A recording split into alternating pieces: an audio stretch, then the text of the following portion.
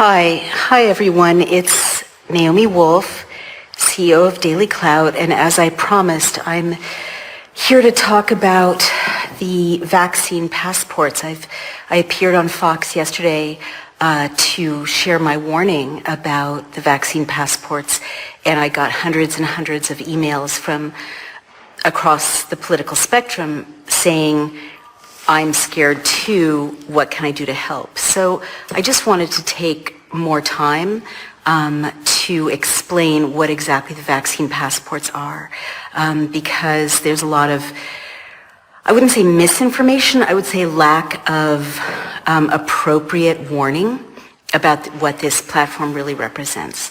So this is probably the most serious warning I've ever given. As I said earlier, I've been warning everyone since 2008 that we could slip into a fascist reality, and the vaccine passports really are the last step and, you know, as someone said today, the hill worth dying on, or the last fight that we have to fight. Because once the passport vaccines are accepted, there is no more resistance. There is no more choice. So let me explain, as CEO of a tech company, Daily Cloud, please don't be fooled. This is the most dangerous tool that humanity has faced in my lifetime, if not ever, in terms of human liberty. Basically, let me explain a little nerdy tech detail. When you sign up on a website, or on an app, there's a place where you sign your name and you choose a password, and then there's a list of terms and conditions, and you agree to them. Well, that's really important. It seems insignificant, but it's really important because what it means is you have choice. You can read the terms and conditions and you can think, this is too tyrannical, they're going to sell my private details, I'm not willing to agree to these terms and conditions, they're not in my favor. And the password and username means that you get to decide when you log on to TD Bank or when you log on to PayPal. You're not walking around your daily life logged into PayPal, you're not walking around your daily life logged into a credit score. So that's really, really important. You're in control. So with the vaccine passports, none of that will be the case. Everyone has to be participating all the time. And what I mean by that is if you don't participate, you don't get let into the supermarket to buy food. You don't get let into the pub to meet your friends. You can't get into the restaurant. You can't travel on an airplane. You can't travel on a bus. You can't travel on a train. And it's not just that you're forced to participate. I can't say this any more clearly. The vaccine passport platform is the same platform as a social credit system. I'm going to say that again because it's so important. The vaccine passport platform is the same platform as a social credit system, like in China, that enslaves 8 billion people. In China, the CCP can find any dissident in 5 minutes because of the 360-degree surveillance of the social credit system.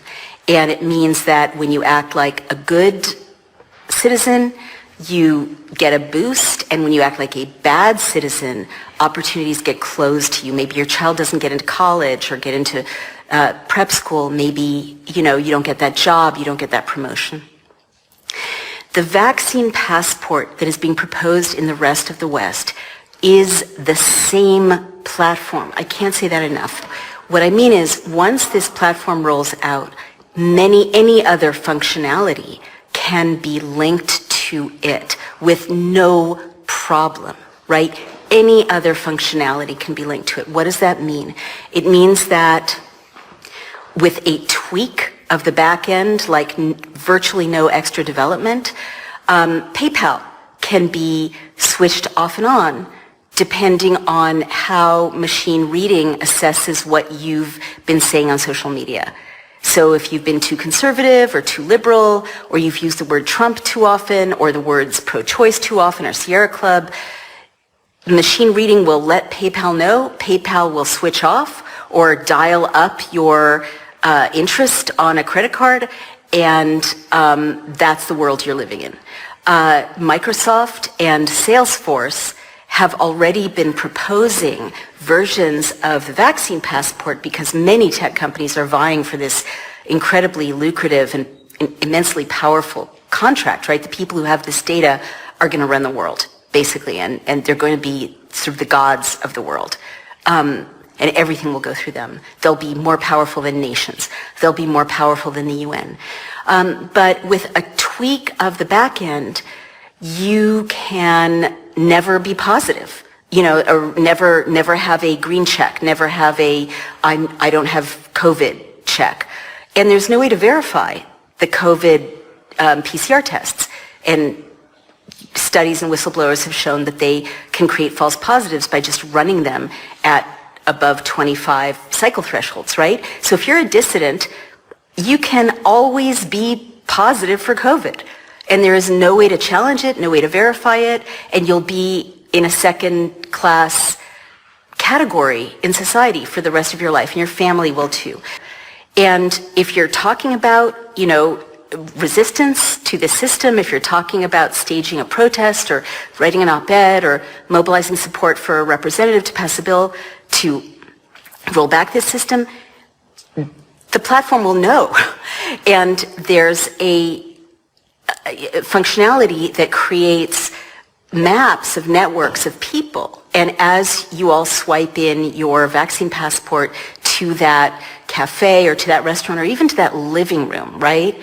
It is geolocating you, and it can tabulate the searches you all have done historically, and it can read what happened on your social media as a group, and you as a group can be blackballed. Your social credit score can dial down, or you're all positive, right? None of you ever gets to shop for food. None of you ever gets your children into school.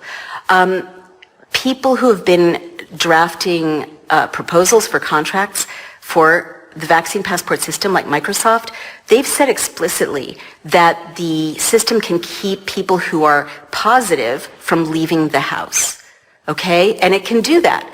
It can make it impossible for you to get on a subway or metro or the tube in London. It can make it impossible for you to get on a bus. It can make it impossible for you to book an Uber or book a Lyft, right? And this is not like maybe 10 years down the line, maybe in a more dystopian society. I'm telling you, as CEO of a tech company, right now, with a literally half-hour development on the back end, these functionalities can be integrated. And the last thing I really want to talk about is money. The U.S. is starting to propose a digital currency. There's a white paper that was leaked to me of China proposing to hold the world hostage basically by using biodata. But what the quote-unquote vaccine passports will do is create a way for China, who owns Zoom, right? It's owned by a Chinese company, and many, many American influencers and media companies have been bought up or bribed essentially by the Chinese Communist Party. And so what is the immediate capability of the vaccine passport? Well, Microsoft, Salesforce rolled out an alignment of the vaccine passport with Apple Pay and with Google Wallet. And with a digital currency, you know what's next. If you're not a quote-unquote good citizen, if you see a movie you shouldn't see, if you go to a play you shouldn't go to, which the app will know, right? Because you have to scan it everywhere you go. There's no opting out for it.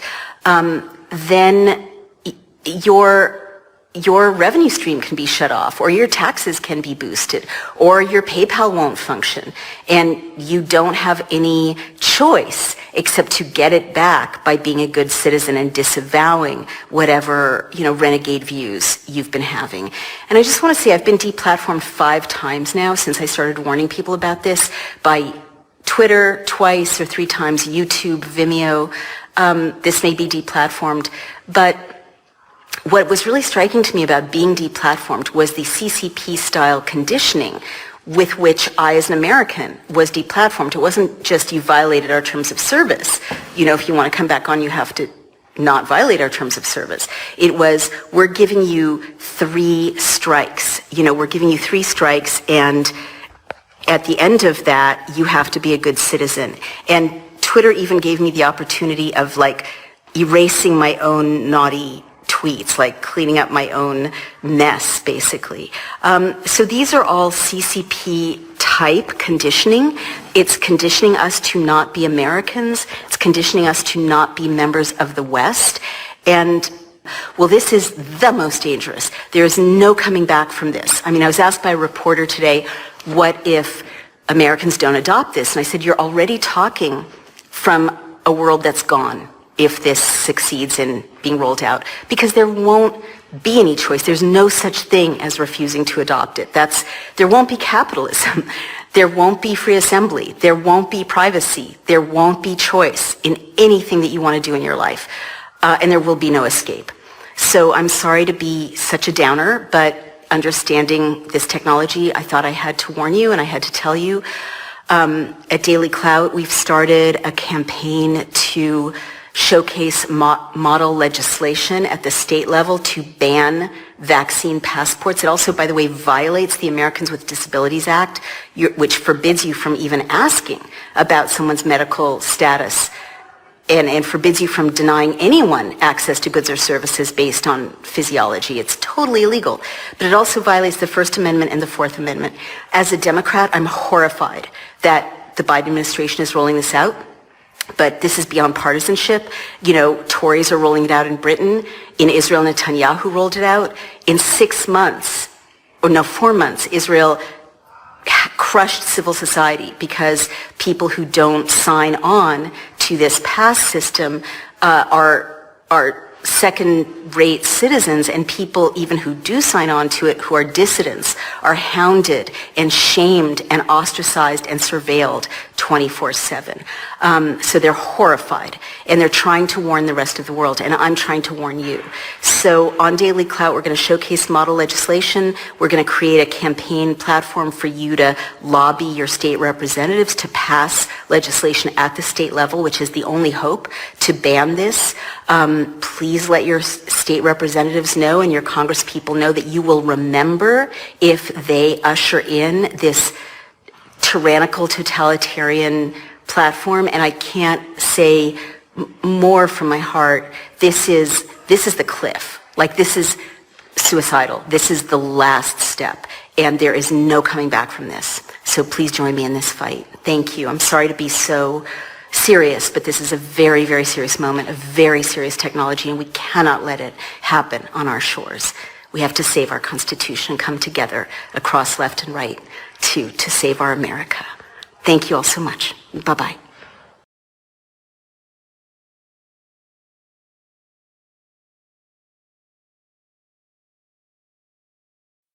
Jedes Mal, wenn eine Website uns auffordert, eine neue digitale Identität zu erstellen oder uns bequem über eine große Plattform anzumelden, haben wir in Wirklichkeit keine Ahnung, was eigentlich mit unseren Daten passiert. Und aus diesem Grund wird die Kommission demnächst eine sichere europäische digitale Identität vorschlagen. Eine, der wir vertrauen und die Bürgerinnen und Bürger überall in Europa nutzen können, um alles zu tun, vom Steuerzahlen bis zum Fahrradmieten. Eine Technologie, bei der wir selbst kontrollieren können, welche Daten ausgetauscht und wie sie verwendet werden.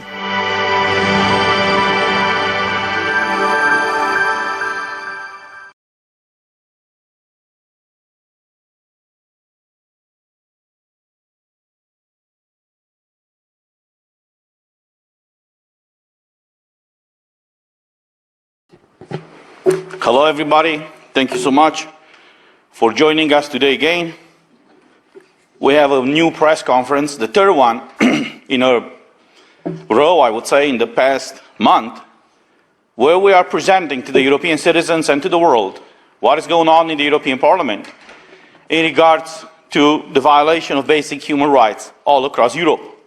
The title of this press conference is Fighting from Freedom defending people's rights against mandatory digital certificate.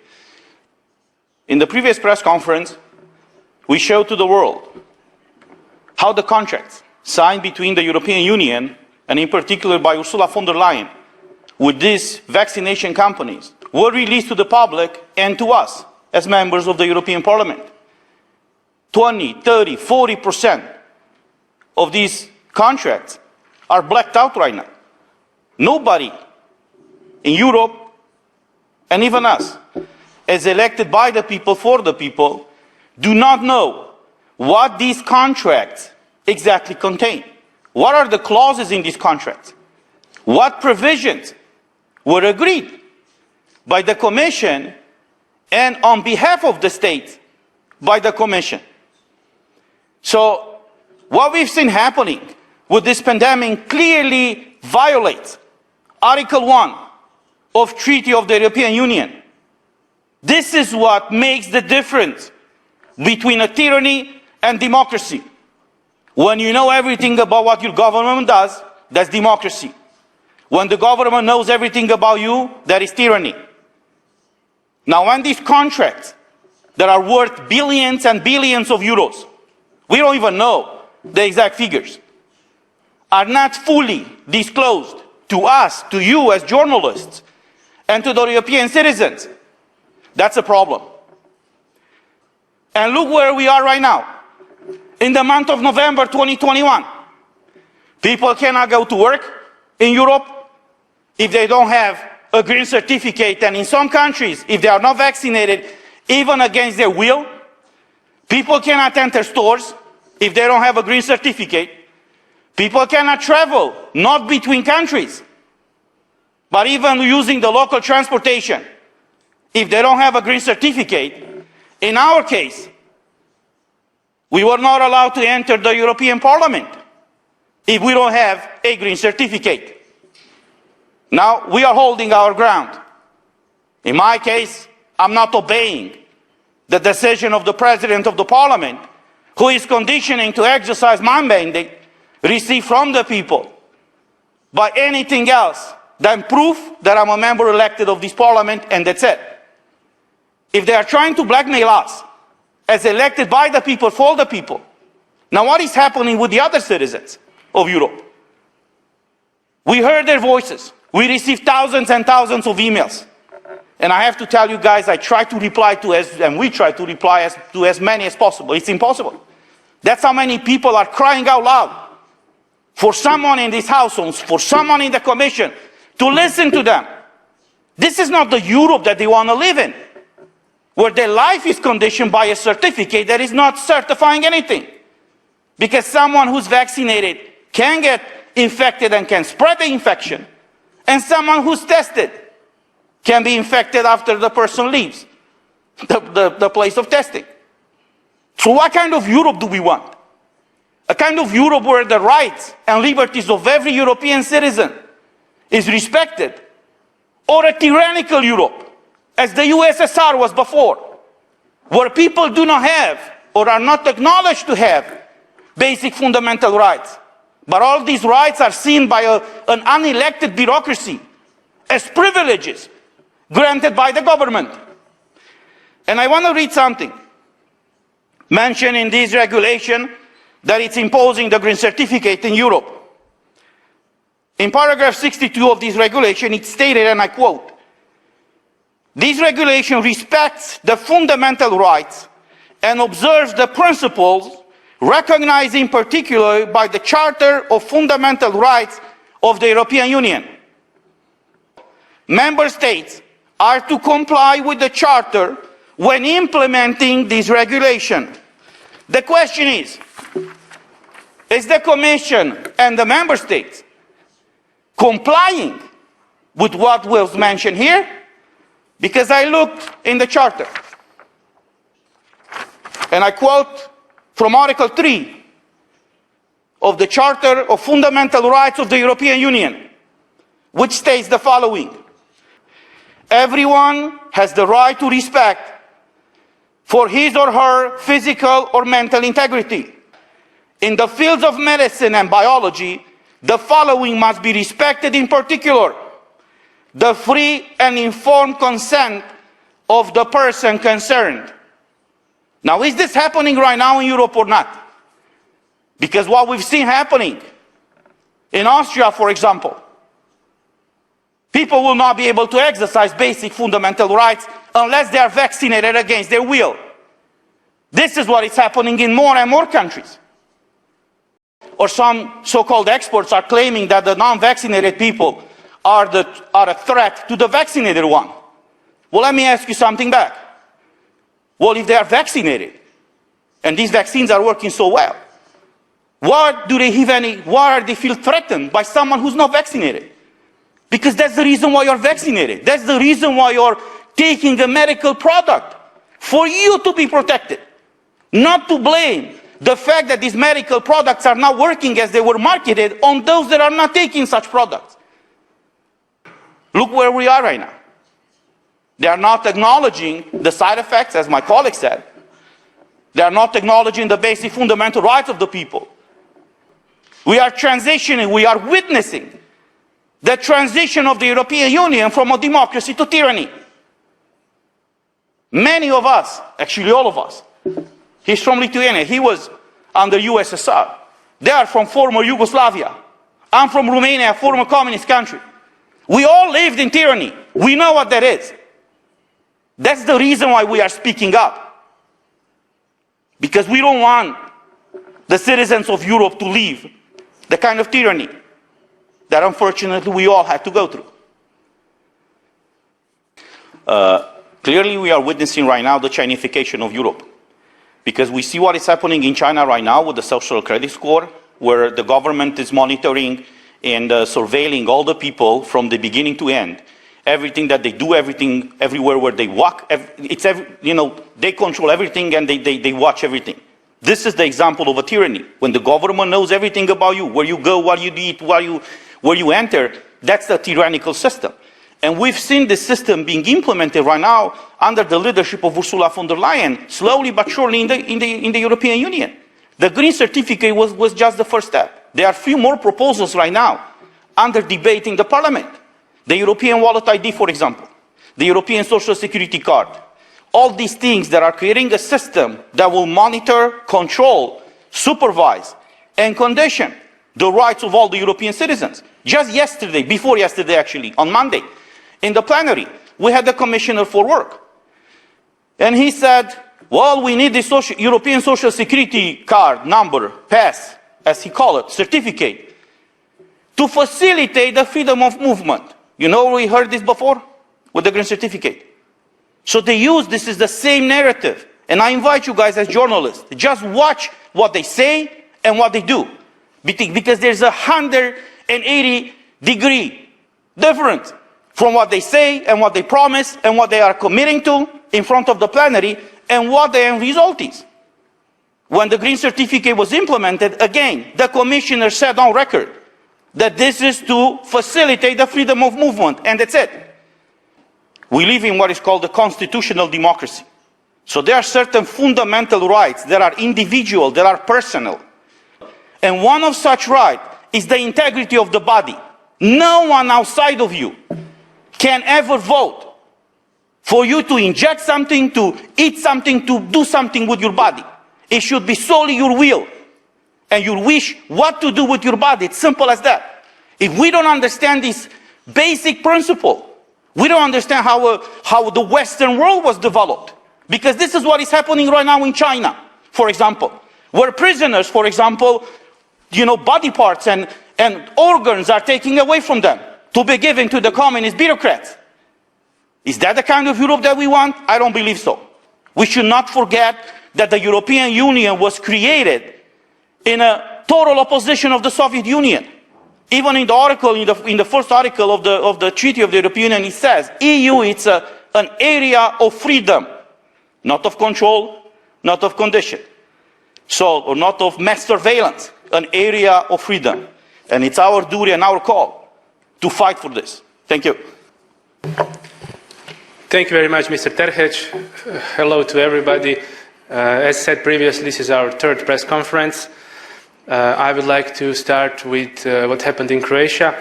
A few weeks ago, digital COVID certificates were made mandatory in Croatian public sector.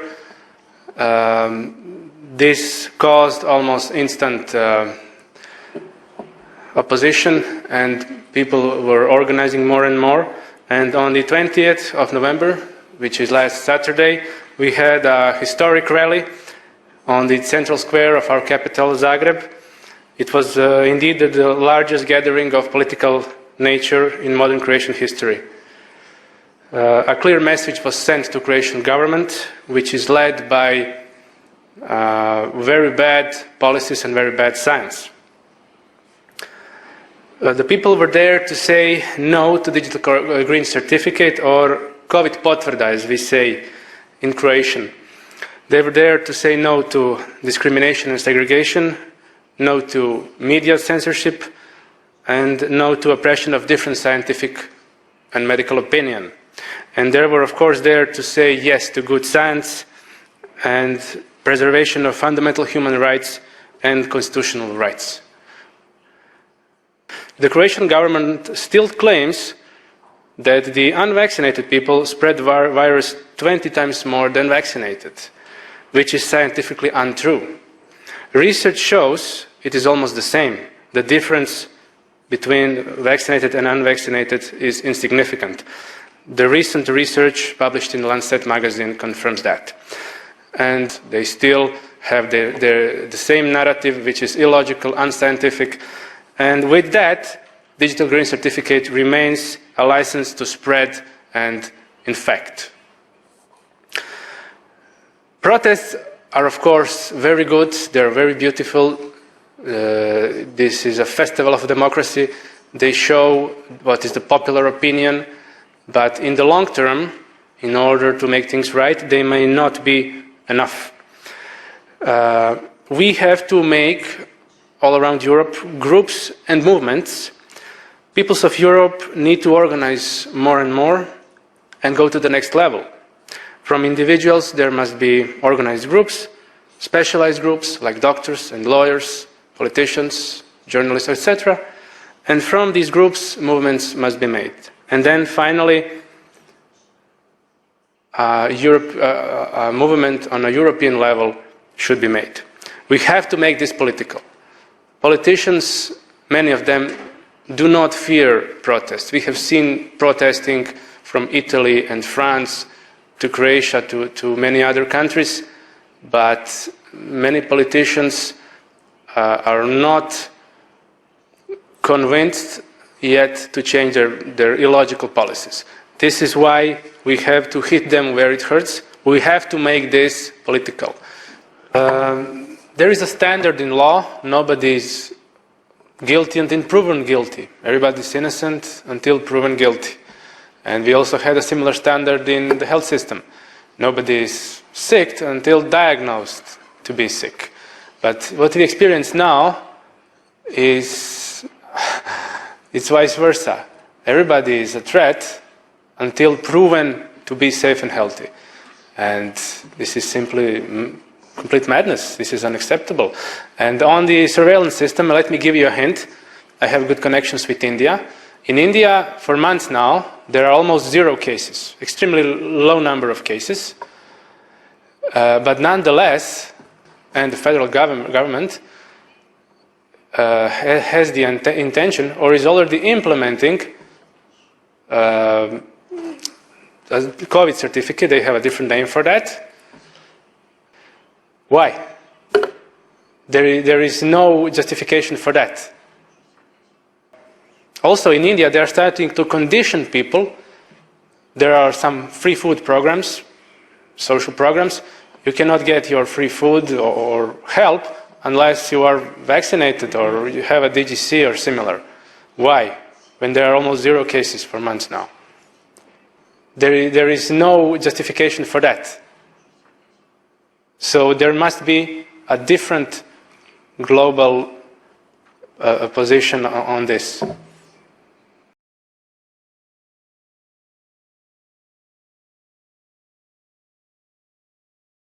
I was listening to one of chief of Federal Reserves, one of the 12 Federal Reserves in the United States. He said exactly, it's not necessary to have CDBC. Whatever today's system can provide you, CDBC will provide you.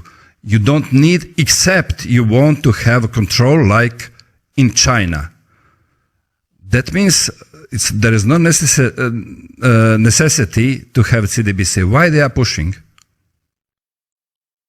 It is about control, essentially, at the end of the day. This is what it's really about. As I say, they will say things about how, oh, well, more payments are taking place electronically now, and that's changing the nature of money itself. And they'll talk about the Chinese and Russians and other enemy governments that are doing this already, so we have to catch up or we may lose out. So they'll talk about that. But at the end of the day, this is about control. And I don't think it takes a lot of imagination to understand why people in positions of power would want to be able to control the economic activity of their citizens. But let's just say it is the most pervasive, powerful form of control that you could have over a population, to be able to literally turn off people's ability to buy or sell in the marketplace. If they turn off your wallet and you can't use the CBDCs, and there is no cash and there is no other type of trade going on, then you will just starve to death, essentially. And if people need to understand the danger that we are walking into right now, I would say, look to Canada. Look what happened in Canada last year with the Freedom Convoy, the truckers who were protesting against the vaccine mandates, were rolling across Canada into Ottawa to protest, peacefully protest. No one hurt, no one injured, no one assaulted as a result of this. But the Canadian government declared the Emergencies Act, calling it a national security crisis, to clear these truckers out of Ottawa. And what did they do? They started debanking some of the people involved with these protests, basically trying to shut down their bank accounts, freeze all of their accounts and all of their funds, to the point where there were people who literally couldn't make mortgage payments or really transact at all because their accounts had been frozen. And that required the implementation of the Emergencies Act and the creation of new powers for the Canadian government to be able to do this, and coordination with the banks. It was a big deal, and it took a lot of coordination to do. But in a CBDC economy, it would be a lot easier for the central bank, acting on behalf of the government, to shut people off at a moment's notice. It would not take any time at all. It would not take any coordination. It would simply be a matter of programming it in at the algorithmic level. This person's account has been limited. And that kind of control, the ability to stop people from using their own money, what more control could a government ask for? There is no possibility of dissent. Whenever there is a protest that presents a real threat to the status quo, or it actually could change things, they would be able to turn it off at the economic level. And I think that's really the danger we need to keep first and foremost. This is not about some technological innovation or some way to make it easier for you to buy a stick of gum at the local store. This is about controlling your life right down to the economic level.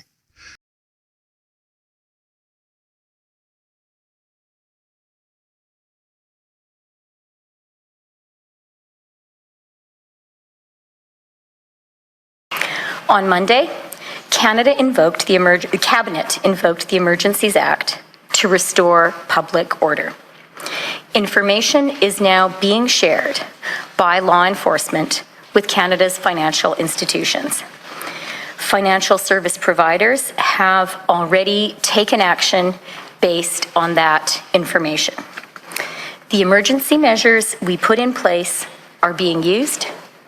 They are having an impact, and they will have a growing impact in the days to come. Since Monday's announcement, I've spoken directly with the heads of our major banks and with the director of FinTrack. My cabinet colleagues and I are meeting regularly, very regularly, including with the commissioner of the RCMP, to discuss next steps. our absolute priority is ending these illegal blockades and occupation. It gives me no pleasure to impose any of these measures. In fact, we do so with great sorrow.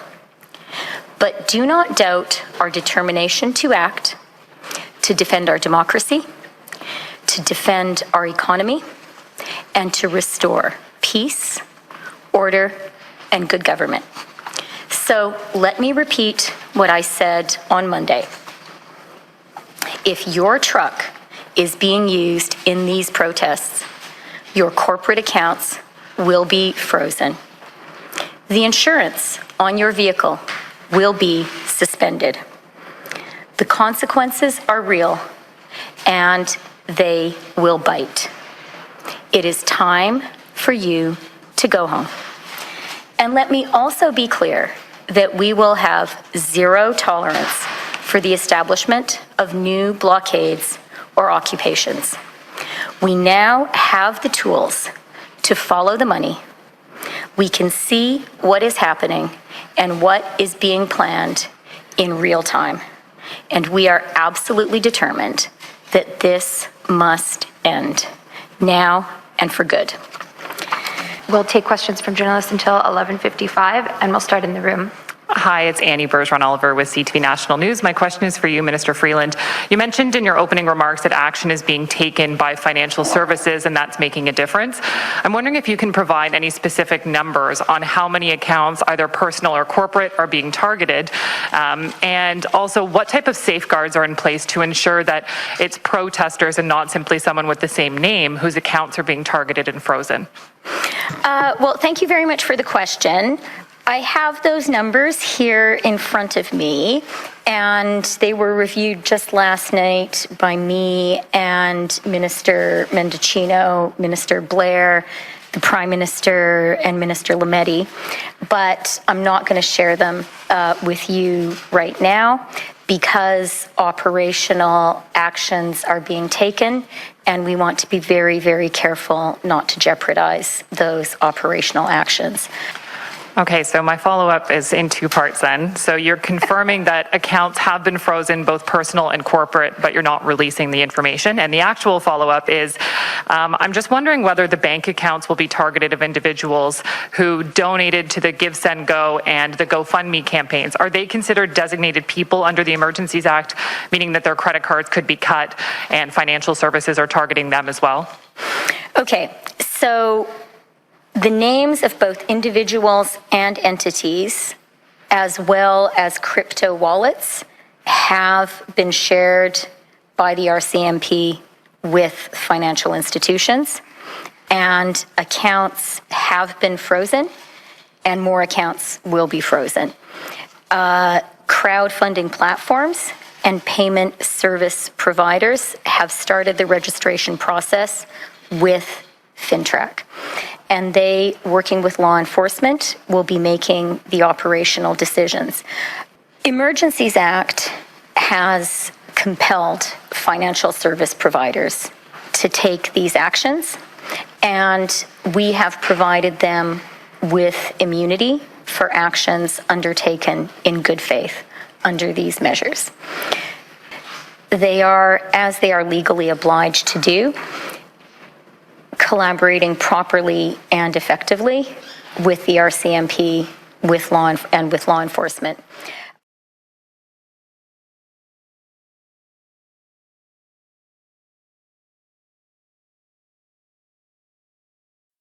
So the UK is currently the head of the G7 group. That's the world's most economically advanced countries. And the UK currently chairs the G7 group. Our Chancellor, who does our economy, called Chancellor of the Exchequer, his name's Rishi Sunak. He put out this video saying that what they want to do is bring in this thing called the central banking digital currency. They want to replace fiat paper money with digital money as a competitor to Bitcoin and crypto money, right? But instead of being decentralized currency, it will be controlled by a government. It's digital currency, but controlled centrally through the banks, Bank of England.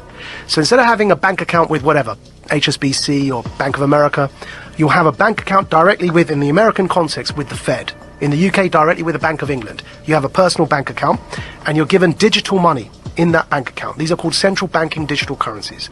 The Chancellor of the Exchequer in the UK has already announced their intention to do this as the G7 group. You know, everyone knows that with inflation at over 5%, it's now 5.4%, right? Our fiat money, the paper money, is increasingly becoming worthless, and we're headed towards a big disaster. The Fed wants to raise interest rates. But we're in so much debt that if you raise interest rates, people are going to suffer because we're living on debt as Western economies. So they realize that this the lifespan of paper money is fast coming to an end because of the 2008 economic crash in particular. So they're bringing in these central banking digital currencies. Why is that word programmable in there? So what they said in that article, and the Chancellor put a video out saying this as well, they've said that this money that you will earn from work, instead of having paper money, you have this digital money. It's programmable so that you can't buy certain foods, or if you do something that your employer doesn't like, it's all in that article. You won't be able to spend your money. In other words, it's not money. They're vouchers. They're like food vouchers. And they can be programmed so that, like the Chinese social credit system, that if you try and use them on a certain thing, it won't work. You say you want to buy a burger and they want you to buy bugs, which is one of the examples used. If you start to try and buy unhealthy meat, it just won't work. You tap your card, you can't buy the thing because you've met your quota that month of burgers. You have to buy something like a vegan meal. So it won't just be money in the sense of the way we have dollars or pounds today. Yeah. It'll be something that's controlled in terms of your ability to distribute it. Which is why I'm calling it a voucher. It's a coupon. But even a coupon, if you have a coupon to buy bread, you can still buy the bread. Yeah. But you can't buy, that coupon to buy bread, what you can't do is buy a burger with that coupon. It's for bread. Right. Yeah? Right. The group of the world's 7 most advanced economies, the G7, is launching a set of public policy principles for retail central bank digital currencies, CBDCs. Central bank digital currencies could be a digital version of money, a bit like a digital banknote that could be used alongside... Right, so that's the guy who runs our economy in the UK. His name's the Chancellor of the Exchequer. And here is the article. Bank of England tells ministers to intervene on digital currency programming, yeah? And here's a quote from the article. Digital cash could be programmed to ensure it is only spent on essentials or goods which an employer or government deems to be sensible. Holy shit. I'm going to take it one step further for you, Joe, right? So the checkpoint Charlie exists everywhere.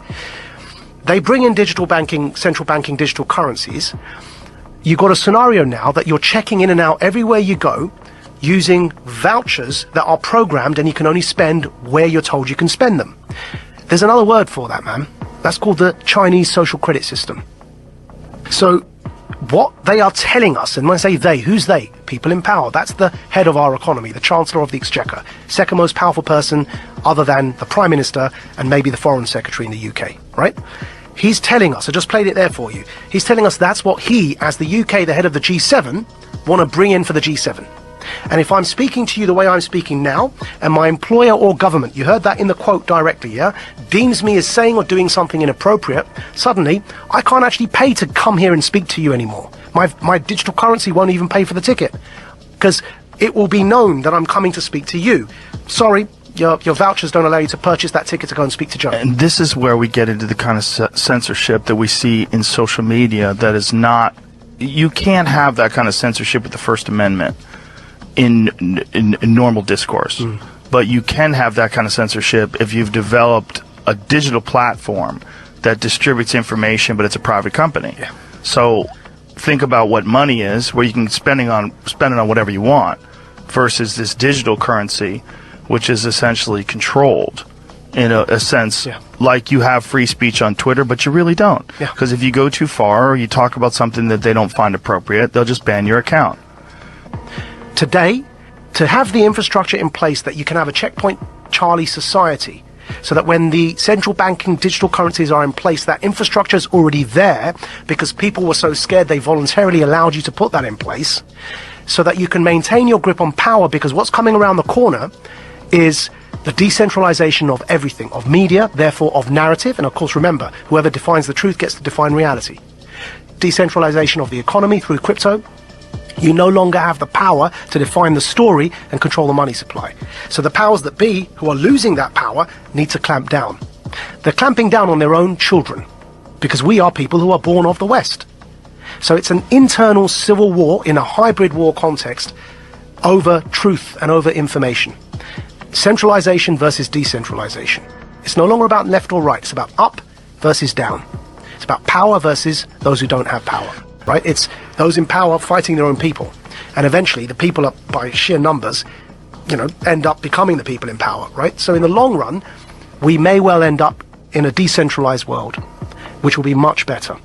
But as I say, that to get there, we have to get through this period of those in power attempting to hold on to that power.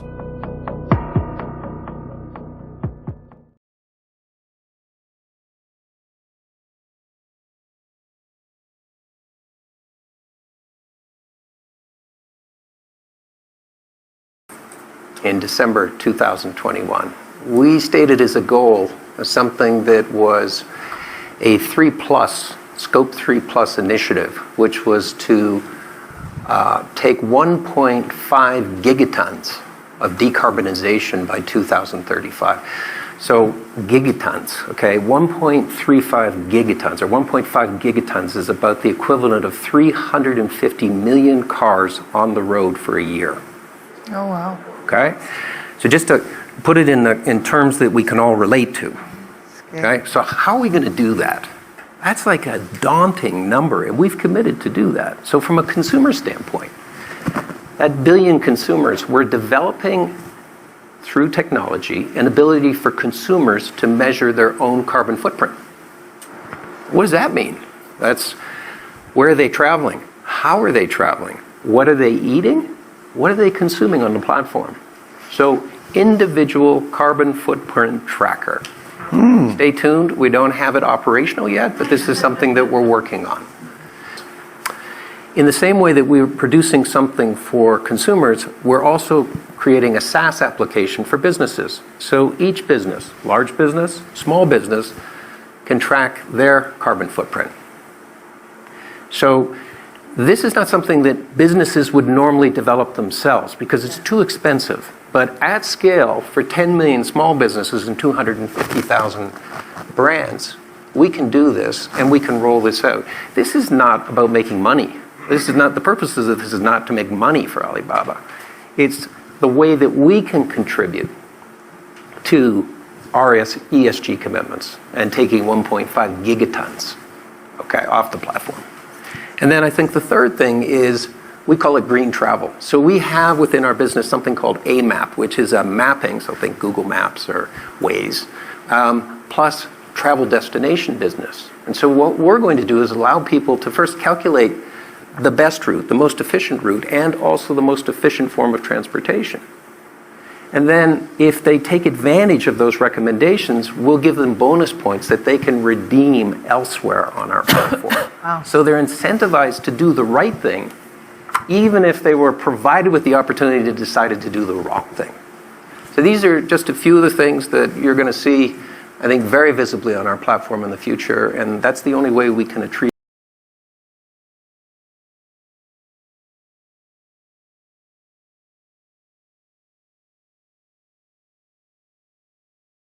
The launching of central bank digital currencies, which will be undoubtedly the end of personal freedom. That will be it. We will have slipped over the waterfall into totalitarianism, and look no further than the world's most aspiring tyrant, Justin Trudeau, and his outrageous behavior in Canada for a view into what holds in store for us in the future as the centralized leaders and would-be tyrants get their hands on a technology as powerful as central bank digital currencies. Most countries are now working on central bank digital currencies. And it's funny, the multi-world, the Atlantic Council put out a CBDC tracker. And if you look, it's interesting how the multipolar world seems to be most advanced in piloting and researching the CBDCs. China, of course, has not an entirely functioning social credit system, but it's a budding social credit system. And this is my biggest fear these days, is the coming of this social credit system to the rest of the world. COVID digital passports were one backdoor to installing this, and people are being deplatformed. Like you mentioned, Canada. I've been knocked off of Patreon, most recently PayPal. People are being put on no-fly lists. They haven't committed a crime, but even in the U.S., there are people on no-fly lists just because of thought crimes. And so we got a glimpse of it during the pandemic, where you couldn't buy or sell based on your medical status. In some countries like Philippines, if you were caught on the street and you were not unvaccinated for a time, you could have been arrested and fined. And so going forward, I mean, this is pretty crazy. And people talk about the Fed coin. There would be no need, Richard Werner talks about no need for commercial banks. There'd be just one bank, the central bank. You'd have an account with them, and they could program your money, make it expire, tell you how you can spend it. If you didn't behave, they can just shut it off. And then even your thoughts on surviving in such a system, I guess you'd have to go live on a farm or something. Well, I don't know that you could escape it. Again, like you read stories out of Canada where they're creating a new sort of climate police and arming them and, building these interrogation centers out in Winnipeg and showing up unannounced on farmers' fields to what the farmers think is trespass. But, of course, a late night last session before sort of dissolving Parliament, Trudeau passed and gave himself essentially these powers to in the name of climate control, basically eviscerate everybody's rights. And so I don't know that you could live on a farm and get away from it. Ask the Dutch farmers how that strategy has worked out for them. Or we're around today to witness the technical capabilities of aspiring tyrants. He would be horrified just at how accurate his rendition of such a society in his famous book 1984 turned out to be.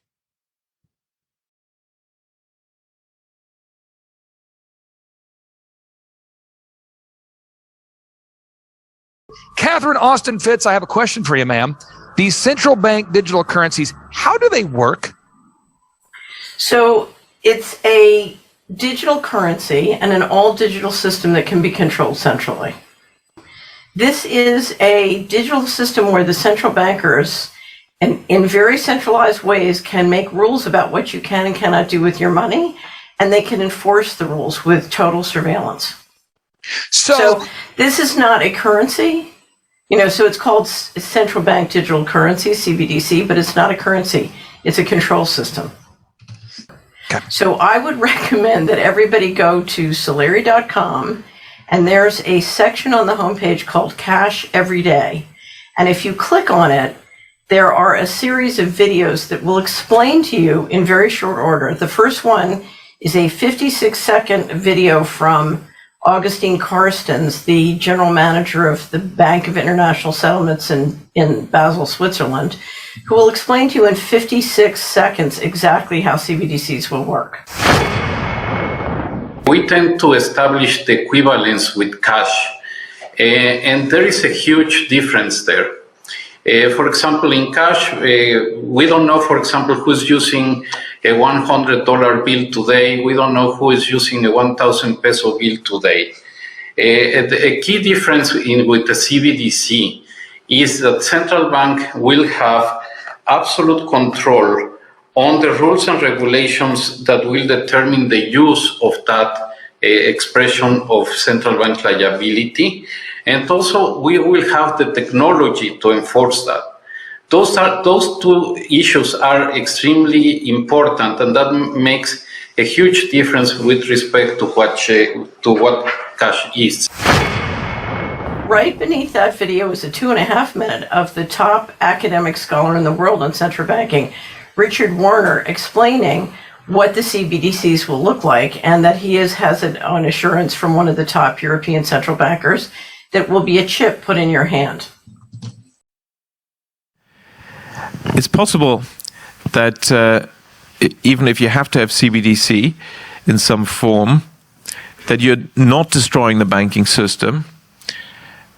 If you do it the way China is doing it, now you have to remember China only recently introduced their banking system, and it seems they were not willing to already give it up. They have already CBDC. It's still a pilot project, but it's introduced, among millions of people already.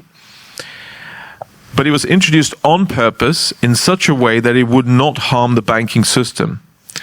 and therefore is a more truthful sort of update of the old paper money. But of course, it still has the control aspect. So at least it's not killing the banking system. The way they do this is by requiring you to have a bank account in order to get CBDC. So it's not a direct account at the central bank. It's only through your bank that you can get it. You see how simple that is, and of course could be done over here, but they're not discussing it in say the ECB is not discussing it because you see their agenda is to get rid of banks. But this alternative exists. But then of course the key problem is this control aspect. Which at the moment they haven't stepped up in China, but that can be introduced any time. And that, of course, is a concern. Also, they never talk about the nature of this CBDC. What is it actually going to look like? They never talk about that. Right. But I heard one European central banker tell me what it's going to look like. He saw it. He was invited to one of the old central banks in Europe that are very much promoting this. And they showed him, and he's a top executive director of another central bank in Europe, and there's no reason to believe that he was telling me a story. And he was around this large, and would be implanted under your skin. So that is the plan. Right. And of course, that has other implications on top of what we've mentioned. On top of the control aspects, because that actually enters your body, in my view, violates human dignity, and can be then used for even in terms of functionality beyond the monetary and economic transaction purposes. So highly dangerous and definitely something we have to oppose. And so using cash is one of the things we can do to make sure that the hurdle will be higher for the central planners to introduce the CBDC. Because what they're going to is complete control. They can literally make the rules of how and when you can use your money, including if they want to raise taxes, they just go into your account and take it. The latest nominee last year for the Office of Control of the Currency suggested it's real easy. If we want to shut down inflation, we just shut down people's bank accounts. And that's only concerning if you're awake, if you're thinking about it, if the words you're saying make sense. That's the only concerning part. And I think a lot of people, though, what we do is we say, well, that'll never happen. It's here we are, September of 2022. That's not going to happen. So I think that Canadian truckers explained that is going to happen because it's already happened. Now, final question I have for you before I attack our next guest here is the moment that you say something that's true that goes against the narrative, people, they go, yeah, well, who's this person? What's her background? What's his background? Could you maybe share with us just a brief, kind of succinct self-bio so people out there know that you are, in fact, a credible source? So I have an MBA from the Wharton School at the University of Pennsylvania. I was on Wall Street for 11 years. I was a managing director and partner of the board of directors of Dillon Read & Company. I then became Assistant Secretary of Housing in the first Bush administration. I tried to stop the housing bubble and as a result got into 11-year litigation with the Department of Justice, upon which I learned a great deal about enforcement in the courts in America. And then I started the Solari Report, disgusted with corporate media, and I published something, we published many things, so you can find it at Solari.com, and Solari Investment Advisory Services, which is an investment screen company, and that's what I do. Is there any connection between America getting off the gold standard in 1971 and the World Economic Forum being founded in 1971 and the Great Reset? I have no idea if there's any connection to the World Economic Forum, because I think the World Economic Forum is one of many different groups and far from the most powerful that sort of process conversations between global leaders, so you see the development of the young leaders, et cetera, et cetera. The important question is, you get off gold, you go on a quasi-oil standard, that's only going to last so long, and at some point it's got to be replaced. And if you're going to do CBDCs, then you need control of the food supply. And so an effort has been made using the international agreements, particularly ever since the GATT round, the Uruguay round of GATT, when we really kicked off a new round of globalization, you see an effort to use GMOs and to use patent law and a variety of other mechanisms to get a hold of the food system. Now, it's very simple when you look at this on a community level. If you don't control the food system centrally and you don't control the energy system centrally, then it's very easy for people to start their own currency. You know, it's more economic. At the height of the Great Depression, there were 3,100 counties in America and 3,100 local currencies. Wow. So if you look at how much the fiat currency and the dollar is draining from family wealth and community wealth, it's infinitely more economic to start our own currencies. And so if you're going to bring in CBDCs, nobody wants to be a slave. So everybody's going to ultimately object, or most people are going to object to CBDCs. But if you literally control the food and energy supply, you've got them cornered. James talked about what they're doing to the farmers here in the Netherlands. I assure you, if they came and said, look, we're taking the farmers' land, and after we get the farmers' land, we're coming and we're taking yours. And after we take your land, you're all going to eat lab-grown meat that we grow in our biotech companies. We would all say no, and you'd have a brouhaha in the November elections, right? So if you look at the climate change, the nitrogen story, these are just marketing stories created to sort of complicate things so that you don't understand, they're coming to take away your food supply when they come after the farmers. So, James, I wanted to bring up that famous Kissinger quote where he said, "Those who can control the food can control the people. Right. Those who control the energy can control whole continents, and those who control the money control the world." So this is really, you see this sort of same interest using a lot of different business industries to get control of people. And now, and you see how this whole Ukraine war really looks like. I'm like wondering, what is this really all about? And it really looks like the main goal is to screw Western Europe and raise the energy prices and further plunge it into economic ruin, just like how the lockdowns predictably just economically devastated the world. Now they're destroying Western Europe, and then and getting control of the food system through the same sort of players, the UN, the EU, this middle goody. We talk about these things as though they're bad for the economy. If you look at the billionaire and millionaires, it's great for them. The wealth centrally is skyrocketing when you flatten people's income and they have to sell assets cheap. You get to pick up the market share in assets cheap. So in the United States, if I declare certain businesses non-essential, then my businesses can go in and pick up their market share or pick up their assets cheap. It's great. So they make a fortune. So this has been the biggest round of disaster capitalism that the world has ever seen. And make no mistake about it, it's been highly, highly successful. See this constant barrage of nonsense as an interconnected campaign to take us from our property, our logic, and our sensibilities. That the eco agenda, the COVID agenda, they're all coming from the same source, and we need to see them as the same issue. I mean, it's a barrage to take away our rights, and we need to resist that at all costs. Because the future they're building for us is not one we want to live in. So what's most important? There's nothing you're going to lose by resisting these things. The meaning of life is to find truth, and this is there's no job or some reputation that you think you're going to lose that's worth what they're coming for.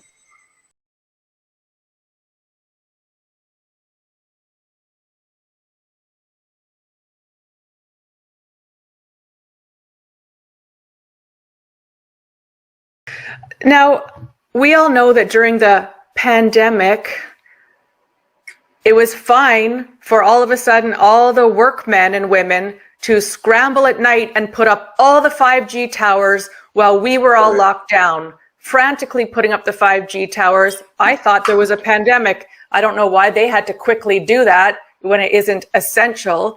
But 5G, tell me how does 5G end up helping us build our prison with all the tech? So, because 5G is the 5th generation of the wireless technology, And essentially it has extremely high data speeds and very low latency. Latency is basically how much lag time, how little lag time there is between data being collected and it being processed and made useful to artificial intelligence to then do its thing, to make a decision. So the full digital transformation is happening from the Internet of Things, which is sensors and cameras. The data is captured, it needs to be sent to the cloud. Now, we don't have physical wires everywhere. So, and most of the data currently is being collected through smartphones and wireless devices. So we need a wireless network or some sort of wireless network to send the data. So that's where 5G comes in. It's the 5th generation wireless network. It operates in the frequency of, some say 5 gigahertz, but technically it's correct to say it's between about 10 to 300 gigahertz, which is the frequency. Currently, I don't believe we have mass production technology to go over 100 gigahertz, but the prototypes have been developed. And once we go above 100 gigahertz, that's called the teraband gap. And the teraband gap will be then addressed with nano antennas made out of graphene that can be invisible to the eye. And then we will be entering the 6G world. So I was going to ask you about that. What's up with 6G? 6G is much higher speeds, lower latency. The 5G is the underpinnings wireless network for smart cities. 6G will be the underpinning networks for cognitive cities. So with the amount of data collected by the time 5G is deployed, artificial intelligence will have reached the point where it will already know what you are about to do. It will be a cognitive city. And that will be the convergence between the biological, the physical, and the digital worlds. And so this is now going into something called the bio-digital convergence, which was actually published by Policy Horizons in Canada. Yes, and it was. And I've done lots of shows on it. They're not even hiding it anymore, that they want our bodies to become part of it. Yeah, so that'll become the Internet of Bodies and stuff. So I think we can stop 6G if we stop 5G and the infrastructure of smart cities. So how do the focus shouldn't be to freak out on biodigital convergence at this point. It should be to focus on undoing the smart cities where you live. See, artificial intelligence is what I call the beast, right? And the beast needs food to thrive and survive. And the food is data. And the infrastructure of the smart cities is the data conduit, the sensors, the cameras, the LED lights. So the only way to stop feeding the beast is to undo the smart city infrastructure. And if that can be undone, then we can start taking back our neighborhoods and locales slowly but surely. I believe there is a way out. But we need people in numbers, in lots and lots of numbers.